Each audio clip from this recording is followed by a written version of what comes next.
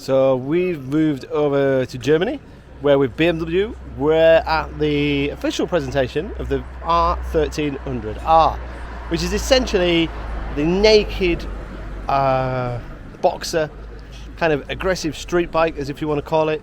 But you'd never really call the 1250 an aggressive, sporty bike. It was a good bike, don't get me wrong.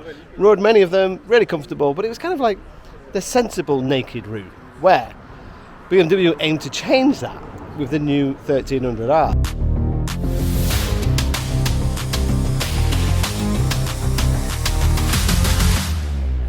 We are just outside Munich. This is the new R1300R from BMW. So it's their naked 1300 boxer. So the engine is essentially stolen from the GS, but we've got obviously conventional suspension, not telelever, paralever. This is the performance model. I think I've got that right, because there's lots of different variants and specs. So we have got the most sporty, high-end R1300R as you could gather. So the main difference is, well, obviously we've gone from 1250 to 1300, so we've got a considerable change in power and torque. But for me, aside from the engine, is the looks and the feel and the attitude. So the R1250R was a good naked bike, but you could never describe it as being thrilling and exciting. You could make good progress, but what BMW have told us is the new 1300R is way more dynamic, way more sporty, much more agile, and they've really gone more down the performance route whilst still keeping its touring ability. So that's what they've told us. So we have got a good day's riding today. Looking forward to it, because it looks really trick. So let's see if it goes as well as it looks. So just had a first taste of what to expect on the new R1300R. So because we've got this is the performance or the top spec model, we've got Road, Dynamic and Dynamic Pro. In Dynamic Pro, the braking is really different to what it is in Road. So in Road, I've got, to me, I mean I've not checked the specs yet, but it feels like the back brake is doing a lot of the front brake. So there's like link braking there, and then when you go to Dynamic and Dynamic Pro, that link braking is less. The power characteristics is completely different as well between Road and Dynamic. Dynamic and Dynamic Pro are similar or the same, but there's definitely a difference between Road and Dynamic Pro. But once you're in Dynamic Pro, I can then change the traction and control on the fly, like you do with the M1000RR and S1000 and all the sports bike siblings. The suspension changes as well quite significantly between Road and Dynamic. You can definitely feel that as well. And as usual with BMW, you've just got the best clocks, the best switchgear. Everything feels quality. The quick shifter is really smooth, really nice.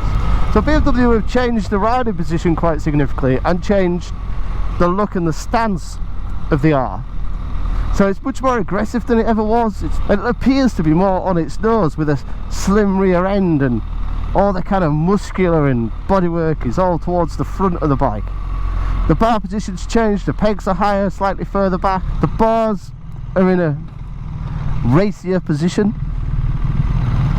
but it's still reasonably comfy. It's proper soft in road mode.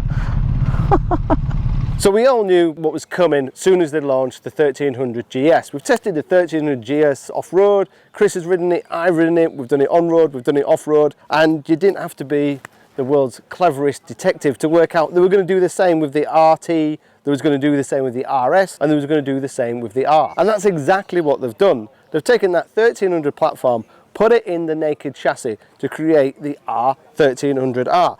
So in terms of power, that is around 144 horsepower, which is up 134 from it was previously. 149 newton meters of torque, it was 143 newton meters. The engine, as we know, is considerably lighter, even though it's gone up in capacity from the 1250, but funnily enough, the overall weight of the R is still a quoted 139 kilograms. The big talking point for me, I think, is more in terms of style and more in terms of appearance and what they've done to try and make the 1300R a little bit more aggressive, a little bit more sleek. Personally, I think they've done a fantastic job. I think it looks really unique, it looks really stylish. You've got this beautiful kind of sweepy one sweeped line, you've got this lovely like twin exhaust with the gap in between that shows that you've got a Boxer. You've got that great big Boxer 1300cc engine. It's iconic as being a Boxer, but way more exciting and way more dramatic than it was previously. They've done that also with the riding position, so you're tilted a little bit more forward, the pegs are a little bit higher, a little bit further back, the riding position is a little bit more aggressive than the old 1250. The old 1250 was a great bike, and I'm sure lots of Bike World viewers are going to go, oh, there was nothing wrong with the old bike, but you could never really describe it as thrilling or exciting. But that's very different when it comes to the new R1300R. Now we've got the full spec, we've got full everything. So this is the RSE with the performance package added to it. So that means we have ticked every accessory box available, which means we've also got the dynamic package. And that dynamic package means we can change the traction on the fly. We have that aggressive power delivery. We have a really sporty quick shifter. It really does transform the bike. When you ride the bike in the standard road, standard mode, it feels a little bit like the old 1250 in that it's quite plush, it's quite soft, it's quite easy, it's quite forgiving.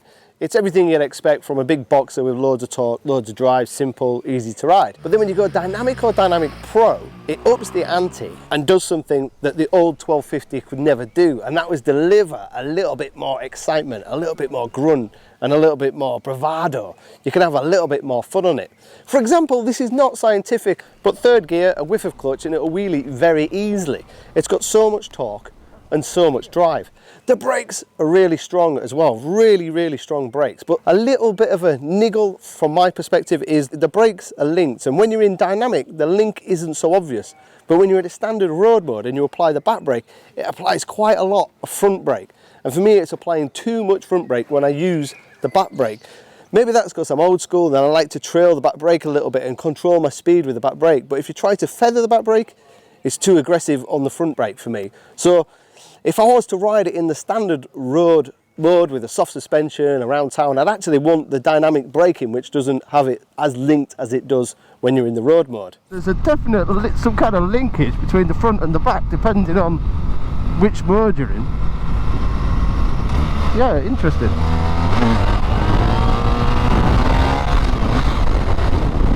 Don't mind wheelies either.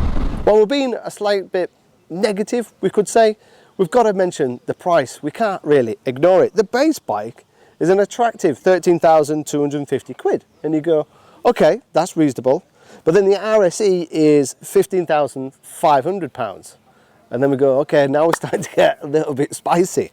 This bike, as it stands in this spec, with the performance package, the dynamic package, the comfort package, is £18,640, which is a lot for a naked 145 bhp bike. In terms of quality, in terms of feel, it's really premium. It's really at the high end. It is above the competition. The switchgear, the finish, the levers, the bars, the exhaust, the paintwork, the feel of it, the sculpture, the ease of use of all the electronics. I think it's not only got the best dash in BMW's range, it's got the best dash full stop. BMW make excellent switchgear, really simple, really easy to use. The dash is so informative. You can go from a sporty dash that shows you lean angle and traction and how much brake pressure you're applying, or you can have something more touring that'll show you your range and your MPG. But in this spec, in the sports mode, you're looking at £18,650, which is a lot of money for a 145 horsepower naked bike.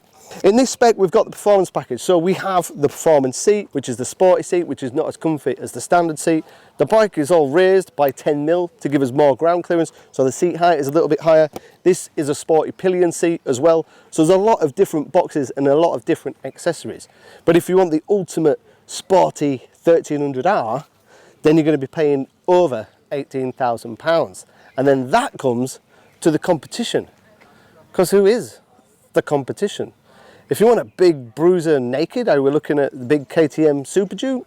Maybe, maybe not. If we're looking at big nakeds, are we looking at maybe the Street Fighter V4? Are we looking at the Tuono? Are we looking at the V2? There's so many different bikes in this category, but what makes the Boxer so unique is that Boxer engine. It is very different and very unique compared to other bikes in this class. So I don't think you can really compare it to other bikes in kind of where it fits and what it does and in terms of price. Is it an improvement over the old 1250? 100%, definite improvement over the old 1250. It does everything the old 1250 does when you ride it in the standard mode, but now there's an extra sporty element. The looks have improved dramatically, but so has the price, and that's the only downside. It'd be interesting when we get the bike on track, because I think it's got track capabilities. Some of the bikes we had were on Dunlops, some were on Bridgestones. So if you're thinking seriously about buying one, I would tick the Bridgestone box for the tyres, but I can't wait to try it on track. I can't wait to try it and have a little bit more fun. Thanks for watching. Don't forget to subscribe, and I'll see you on the next one.